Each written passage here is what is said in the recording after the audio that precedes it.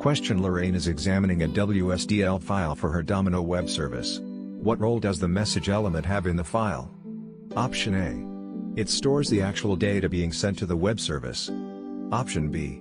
It defines messages that can be displayed to the end user. Option C. It defines error messages that can be returned to the browser. Option D.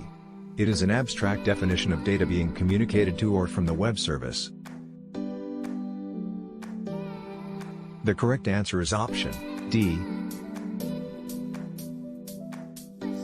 Question: Donnie wants to write a Lotus script web service method what returns an array of strings. Which one of the following function definitions will do this?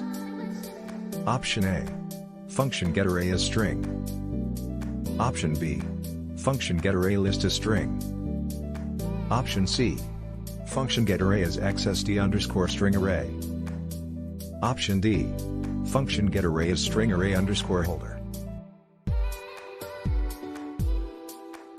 The correct answer is option D.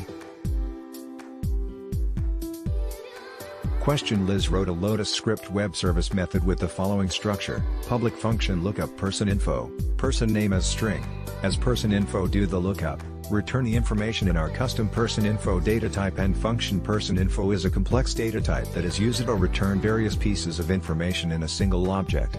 How does Liz need to define this complex data type in her Lotus script web service code? Option A. As a separate public class.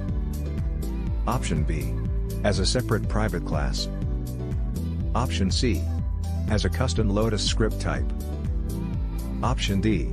As a private function called personinfo_type within the class that defines the web service. The correct answer is option A.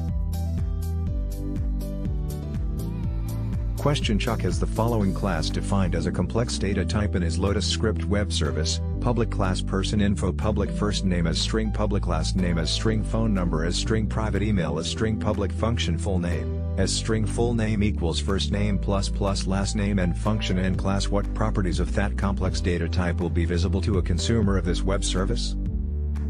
Option A. First name and last name. Option B. First name, last name, and full name. Option C. First name, last name, and phone number. Option D.